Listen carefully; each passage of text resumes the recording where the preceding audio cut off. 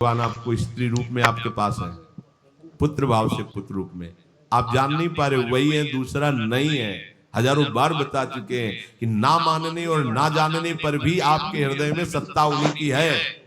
जिस दिन वो भगवान अंतर ध्यान हो जाते, प्यारे पुत्र, प्यारी पत्नी, प्यारे सुहृद मित्र आदि को आप चिता में जला देते हैं, तो था ना आपके हृदय में आदर, पर आप अनजाने से भी भगवान का ही आदर करते हो। अगर जान करके आदर कर लो तो तुम मुक्त हो जाओ इस दुख से, इस प्रपंच से। श्री भगवान कहते हैं कि मेरे अज अविनाशी स्वरूप को ये मूल लोग नहीं जानते हैं, केवल वही जान सकता है जो मेरा आश्रय लेकर के मेरे को पुकारता रहता। भजन का मतलब तब पुकारना, भगवत चिंतन करना। वेदाहम शमतीतानि वर्तमानानि चार्जुन भविष्याणि च भूतानि मां तु वेद न कश्चन। हे अर्जुन, जो प्राणी भूतकाल में हो चुके हैं तथा जो वर्तमान में है और जो भविष्य में है, उन सब प्राणियों को मैं जान रहा हूं। जैसे आंवला ऐसे रख लो तो चारों तरफ से देख सकते हो, ऐसे भगवान अनंत ब्रह्मांडों को, जीवों को एक साथ देख रहे हैं। यही भगवान की भगवत्ता है, एक साथ देख रहे हैं। कोई भी जीव ऐसा नहीं है जिसको भगवान का दुलार नहीं मिल रहा हो, कहीं भी हो, अनंत ब्रह्मांड सबके लिए जो आवश्यक हो भेज रहे हैं, कोई भूखा नहीं रह सकता। एक बार वीर शिवाजी समर्थ गुरु श्री रामदास स्वामी जी के पास गए और कहा कि स्वामी जी अकाल पड़ा हुआ है, तो हमने सारा का सारा खजाना खोल दिया और सबको पवाया। तो गुरु बड़े कृपा सिंधु थे, उन्होंने देखा कि इनके हृदय में एक गर्व का अंकुरण हो रहा है कि मैं भरण पोषण किया सबका अकाल में। और उनका कि शिवू यह थोड़ा उठाओ, आओ चलो हमारे साथ। एक बड़ा पत्थर का, इसे तोड़ो। महाराज जी तोड़ा, हटाया तो नीचे मिट्टी में दबा हुआ स्वस्थ में डटे कैसा। बोले इसको किसने दिया? देखो ना कितना स्वस्थ है, पुष्ट है, इसको कौन आहार दे रहा है, इसको कौन प्राण पोषण कर रहा है? बोले भगवान। तो बोले तुम कैसे दाता बन गए?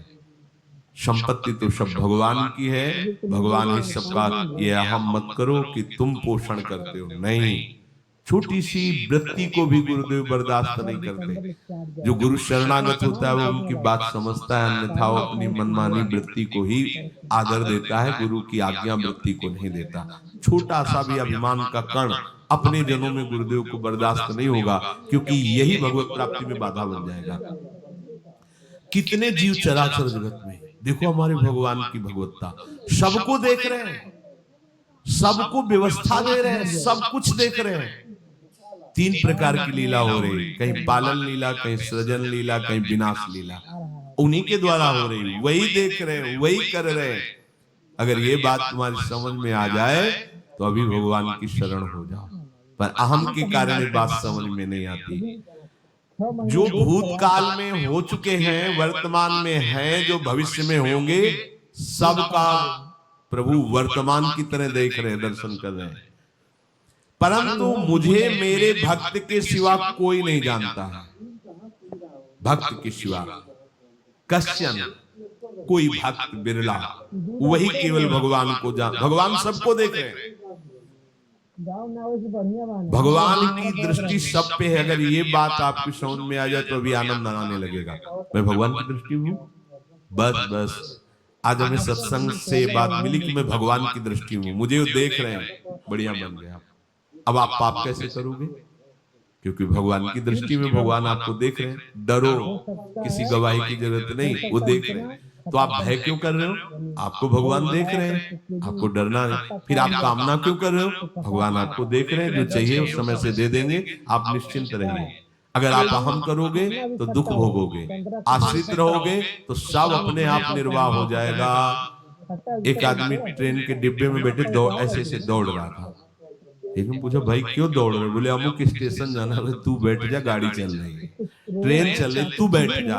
ऐसी त्रिगुणात्मिका माया की ट्रेन चल रही, पूरे विश्व का विश्वंबर भरण पोषण कर रहे हैं, तू तो बैठ जा भगवद आश्रय लेकर के, तू काहे को दौड़ा घूम रहा है? लेकिन ये अहंकार के कारण भटकता रहता है। भूत, वर्तमान और भविष्य काल, ये तीन विशेषण देकर भगवान कह रहे हैं कि मैं सबको देखता रहता हूं, जो हो गए, जो हैं, जो होंगे। भूत के प्राणी, भविष्य के प्राणी अथवा वर्तमान के प्राणी सभी भगवान की दृष्टि में वर्तमान की तरह ही है। ये भूत, भविष्य, वर्तमान काल केवल हम लोगों की दृष्टि में भेद है, भगवान की दृष्टि में नहीं। हो चुका, होगा, हो रहा है, भगवान की दृष्टि में सब हो रहा है। पीछे का भी, अब का भी, सब सामने चल रही सीन।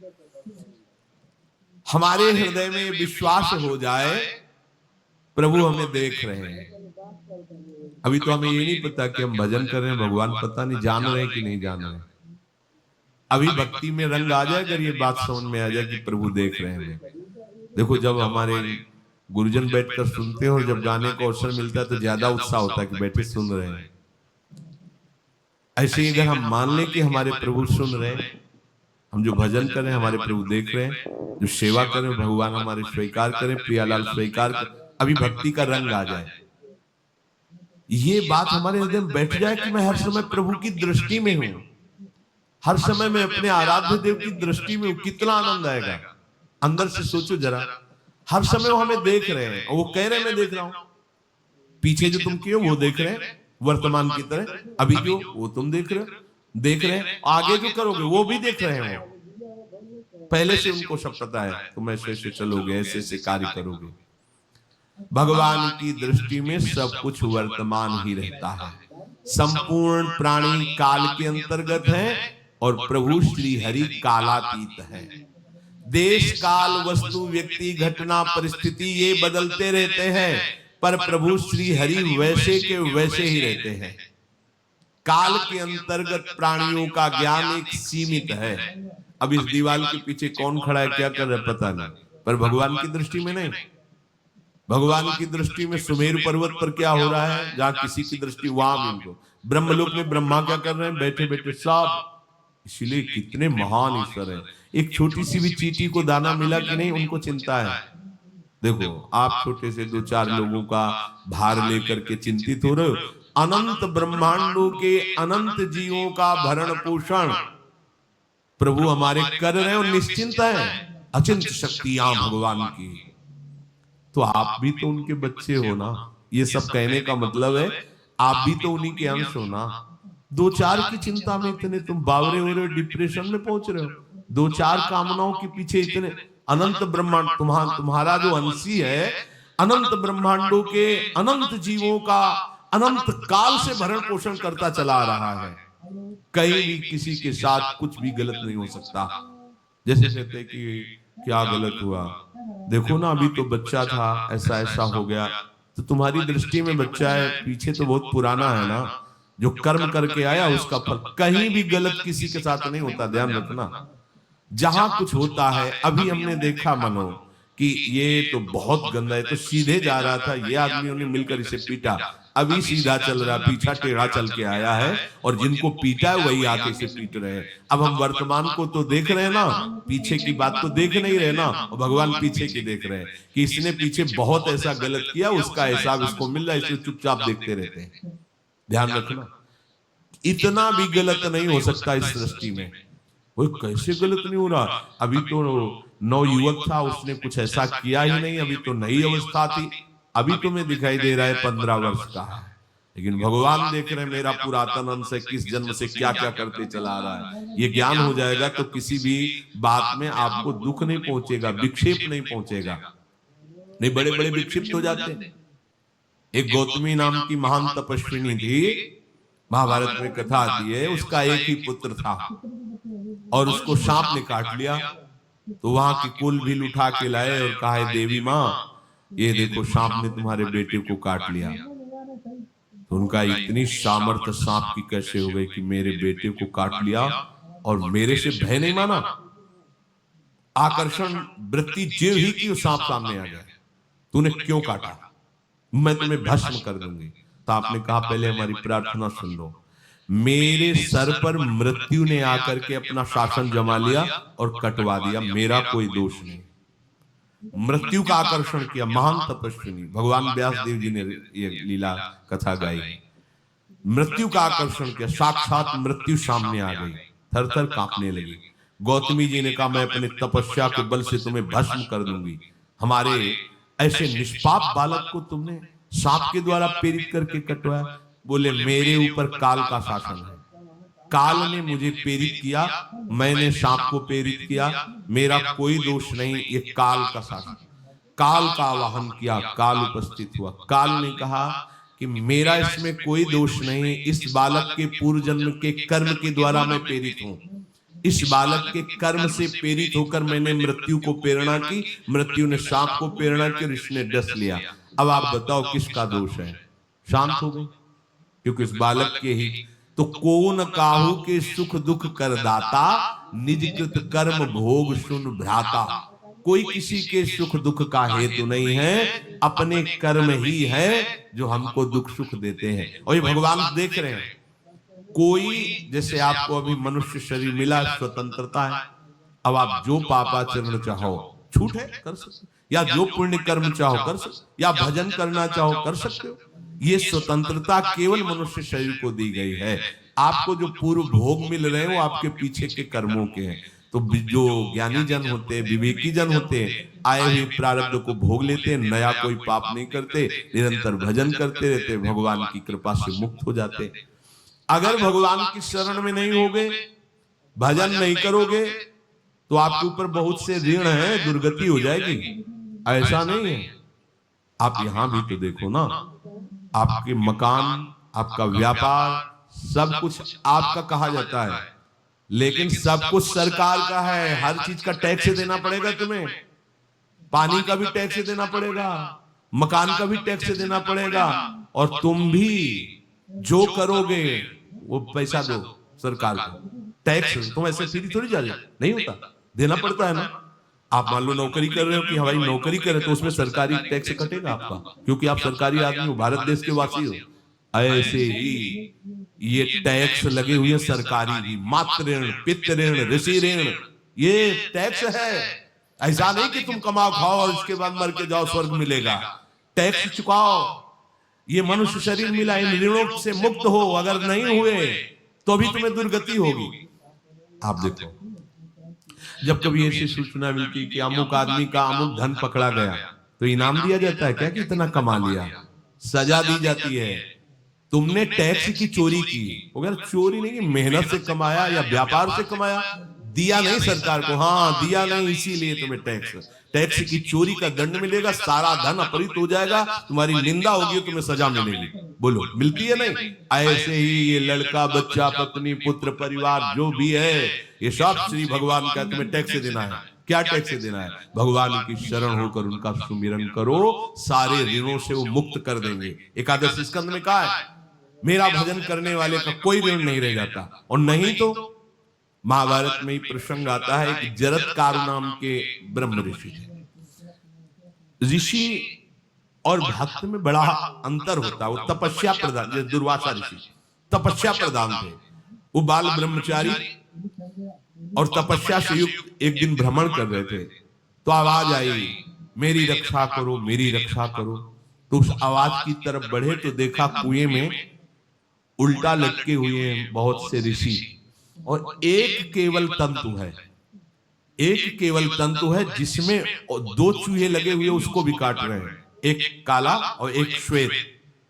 तो उन्होंने देखा और दयालु हो गए कि ऋषियों, मैं तुम्हारी कैसे रक्षा कर सकता हूं? तो उन्होंने कहा कि ये जो दो चूहे हैं रात और दिन हैं, और जो हम लोग हैं ये तुम्हारे पितर हैं। ये चूहे तुम्हारी आयु को काट रहे हैं, एक तंतु हमारे कुल में केवल तुम ही हो, और तुमने तपस्या की ठान ली, ब्याह किया नहीं, गृहस्थ धर्म में गए नहीं, पुत्र हुआ नहीं, तो तपस्या में, भक्ति में एक दम है कि सब ऋणों से मुक्त कर देगी। ये बात ध्यान रखना, तपस्वी अलग है, भक्त अलग। इसलिए पीछे चर्चा आई थी कि तपस्वियों से भी अधिक, ज्ञानियों से भी अधिक, कर्मकांडियों से भी अधिक वो मेरा भक्त योगी होता है। तुमने तो ब्याह किया नहीं, तो अब ये तंतु रात दिन तुम्हारे जीवन को काट रहे हैं, जहां तुम खत्म हुए हम सब नरक में गिर जाएंगे। पितरों ने कहा तुम पितर ऋण से युक्त हो, मुक्त तभी होगे जब ऐसा करो। ओ बड़े वो दृश्य खत्म, अंतर्ध्यान हो गया। ओ बड़े दुखी हुए कि क्या करें। तो उन्होंने मन में निश्चय किया कि अब ब्याह तो करूंगा पितरों के उद्धार के लिए। इतने बड़े तपस्वी हैं जरत्कारु जी, बड़ी महिमा है, लेकिन बात यहां फंस गई। पितर, उन्होंने मन में निश्चय किया कि कोई आके अपनी कन्या दे दे और उसका भी नाम जरत्कारु हो। मैं बिल्कुल भरण पोषण नहीं करूंगा और कभी हमसे कोई प्रश्न ना करे। ऐसी अगर कोई कन्या देगा तो मैं स्वीकार कर लूंगा। अब ऐसे ना नगर जाना है ना किसी से बात करनी, तो वृक्षों से कहते अपने पितरों के उद्धार के लिए मैं चाहता हूं कि कोई पाणी ग्रहण संस्कार करा दे, कोई हमारे नाम की कन्या को दे दे, और ऐसा ऐसा व्रत है। ऐसा ही बोल रहे थे, वासुकी नाग उपस्थित हो गए और उनकी बहन का भी नाम जरत्कारु था। उन्होंने कहा सुनिए महाराज, मैं नागराज वासुकी हूं, सब देव रूप में, कोई ऐसे नहीं सांप वैसे बने, देव रूप, सुंदर कन्या जरत्कारु। बोले ये कन्या मैं आपको समर्पित करता हूं, हमारा सौभाग्य होगा आप जैसा महर्षि हमारी बहन का पति बने। इसका भी नाम जरत्कारु है और आपकी जो इच्छा है कि मैं भरण पोषण नहीं करूंगा तो मेरे पास संपूर्ण वैभव है, आप भी पधारिए, मैं आपका भी भरण पोषण करूंगा, अपनी बहन का भी। तीसरी बात, मेरी बहन इतनी शास्त्र सम्मत आराधना से युक्त है कि वो कभी आपसे प्रश्न ही नहीं करेगी, तो उनका स्वीकार है। प्रसन्न हुई, चले गए। काफी समय तक उनके महल में रहे। एक दिन जरत्कारु अपनी जरत्कारु पत्नी की गोद में सर रख कर ऐसे लेटे हुए थे, सो गए। और शास्त्रज्ञ थी, संध्या का काल था, संध्या काल में निषेध है मैथुन करना, भोजन करना और स्वाध्याय करना। इस संध्या काल में बस भगवत स्मरण परायण लोकवत। लेकिन हमारे यहाँ महारानी जी की संध्या आरती और संध्या भोग लगने के बाद ये, इसीलिए वृंदावन धाम इसका कहीं भी ये वेदांत संन्यस्त, वेदों से भी ऊपर उठी हुई रसमयी रसोपासना है, प्रियालाल की महल है। ये जगत सिद्धांत नहीं है, ये जगदीश का भी सिद्धांत नहीं है, ये प्रेम सिद्धांत है। वृंदावन नित्य विहार रस है, इसलिए इसको बीच में बता देते हैं, कहेंगे दूसरे को तो, और यहाँ शाम के तो भोग ही लगता है, गान बजान होता है, बकाया सिद्धांत है। आंख मूंद करके या तो गायत्री जप या जो गुरु मंत्र चुपचाप शांत भाव से जपे, ऐसा। अब वो इस चिंता में थे कि मेरे पति का धर्म जा रहा है और मैंने आज तक कुछ बोला नहीं अपने पति से, अगर बोलती हूं तो हो सकता है नाराज हो जाए और छोड़कर चले जाएं। अगर मुझे छोड़ देते हैं, इनका धर्म बचता है तो ये ठीक बात रहेगी। कितनी विवेकवान है। अगर ये सोते रह गए और सूर्य अस्ताचल को चले गए तो इनका धर्म लोप हो जाएगा, ये मैं होने नहीं दूंगी, अपने पति का धर्म लोप नहीं होने। और वो उस समय भी केवल एक लंगोटी लगा के रहते थे, अस्थिमात्र हो रहे शरीर। वहां भी ऐसा नहीं कि दूल्हा बन करके सज, नहीं, वैसे ही केवल पितरों की तृप्ति के लिए उन्होंने बात स्वीकार की थी। उन्होंने कहा महाराज उठिए, संध्या का समय है, शास्त्र निषेध करता है इस समय सोना नहीं चाहिए, नहीं आपके धर्म का लोप हो जाएगा। महाराज उठिए, सूर्य अस्ताचल को बस पहुंचने ही वाले हैं, उठिए। उठे एकदम लाल आंख करते हुए, तुमने हमें टोका कैसे, तुमने हमसे प्रश्न कैसे कर दिया, मैं अभी तुम्हारा त्याग करता हूं। बोले स्वीकार है, आपके धर्म का लोप ना हो। कहीं सूर्य अस्ताचल को चले गए, आपने अर्घ नहीं दिया तो जीवन भर की आपकी उपासना में कलंक लग जाएगा कि आपने संध्या काल में शयन करते हुए सूर्य आराधना नहीं की, आपके धर्म का लोप हो जाए। बड़ा सूक्ष्म धर्म का विषय है। तो उनका सूर्य की ताकत कैसे कि मैं सोता रहूं और वो अस्ताचल को चले जाए, ऐसे महात्मा थे।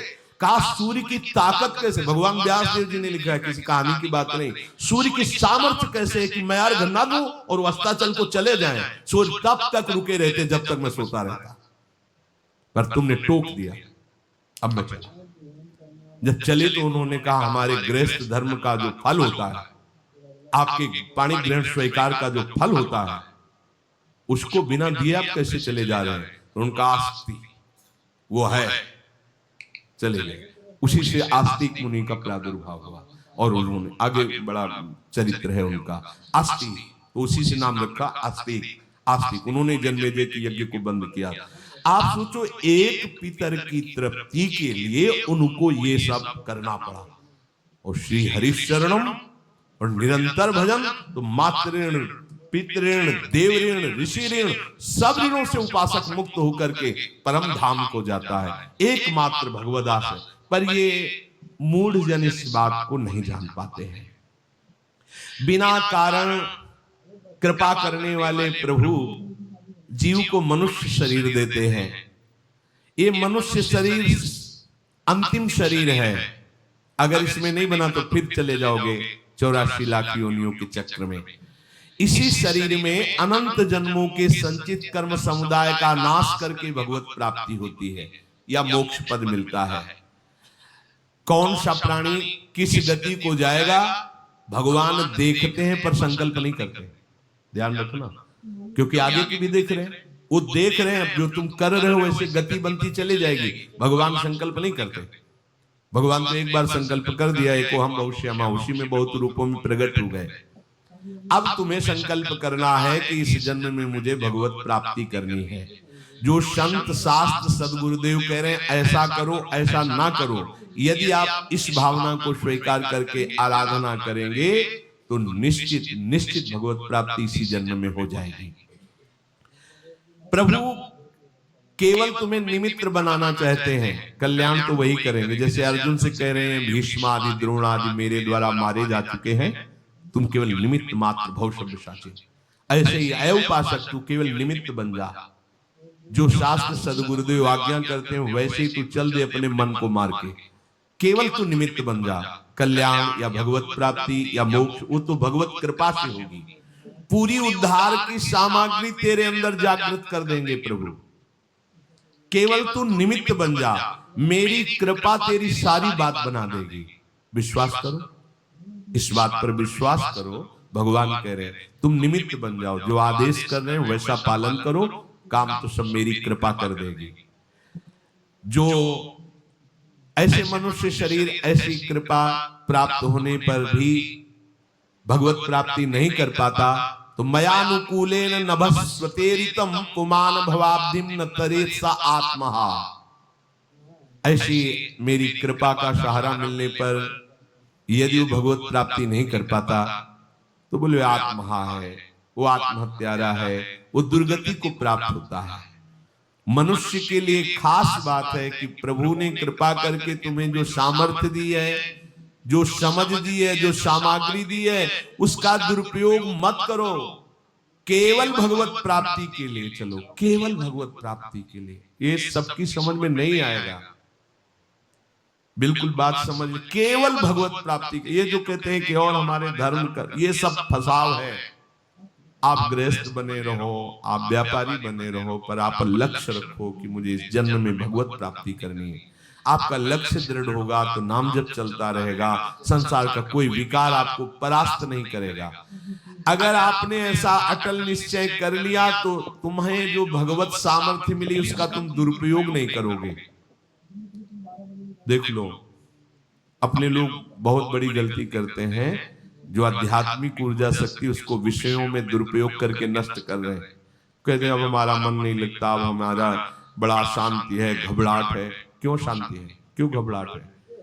जब तक तुम धर्म विरुद्ध नहीं करोगे तो अशांति नहीं हो सकती, भय नहीं लग सकता, विषाद नहीं हो सकता, क्लेश नहीं हो सकता। लिख लो ये बात।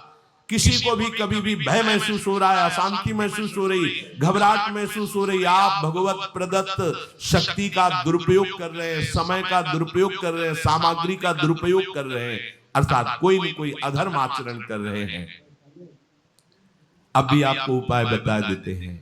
यदि तुम्हारा मन जलन पैदा कर रहा है तो भगवान से हाथ जोड़कर कहो कि हे नाथ, मेरे से अब तक जो गलतियां हुई हैं उन्हें क्षमा कर दो। आगे मैं गलती नहीं करूंगा, आपके बल से, आपके बल से। ये भी ध्यान रखो, आपके बल से, अपने बल से नहीं, आपके बल से। हे नाथ ऐसा मुझे बल दो जिससे कभी मैं आपके और गुरुदेव के विपरीत न चलूं। अगर कोई हमसे गलती हो जाए तो मुझे तत्काल दंड दे देना, क्षमा मत करना। आगे ये बहुत बढ़िया बात है। अगर हमको क्षमा कर दिया जाएगा तो हमारे मन को उत्साह बढ़ जाएगा फिर गलती करने का। अगर दंड दे दिया जाए तो मन डर जाएगा। इसीलिए प्रार्थना में ये भी कहना चाहिए, पर हिम्मत नहीं पड़ेगी, क्योंकि मन को बहुत दुलार करते हैं ना, कि प्रभु मेरे से जो गलती हुई उसे मुझे दंड दे दो, मैं क्षमा नहीं चाहता। क्योंकि हम देखते हैं जब हम क्षमा कर देते हैं तो उसका उत्साह बढ़ जाता है मन का और गलत करने का। प्रभु इसे क्षमा मत करो, इसे दंड दो। एक बार इसकी भरपूर बेइज्जती होनी चाहिए। जब इसको सब देखेंगे हाँ ये, तो अपने आप ही मन सही रास्ते में आ जाएगा।